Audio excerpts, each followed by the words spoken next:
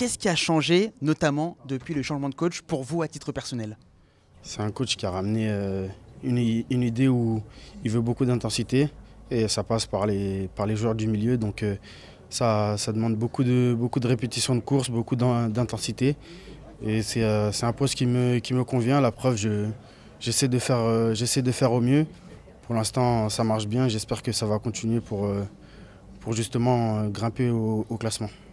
Le classement, justement, maintenant que vous êtes revenu au milieu de tableau, voilà, vous êtes écarté de la zone rouge.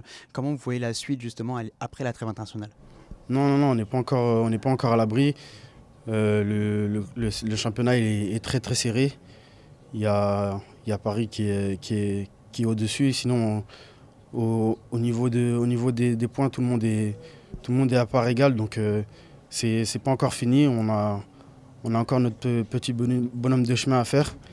Et justement, on avait à cœur de faire un bon résultat justement pour se reposer pendant cette trêve. Et c'est positif et on va bien récupérer pour reprendre le championnat. 15 jours de repos, la trêve internationale. Vous voyez un peu où je veux en venir. Il y aura le match de la Guinée contre la Côte d'Ivoire. Et par rapport à ce qu'on s'était dit l'année dernière, il y a d'autres joueurs comme Amadou Diawara notamment, Simon Fallet récemment, qui sont arrivés au sein du Silis, qui crédibilisent en quelque sorte leur projet. Vous, comment vous voyez ça? Et est-ce que ça pourrait peut-être vous inciter ou du moins vous motiver, je ne sais pas, éventuellement pour aller jouer un jour avec le Silis? Non, je pense que l'arrivée de ces joueurs, ça fait du bien au pays. Ça montre qu'il y a de la qualité. Après, sur le plan personnel, moi j'ai déjà répondu à cette question.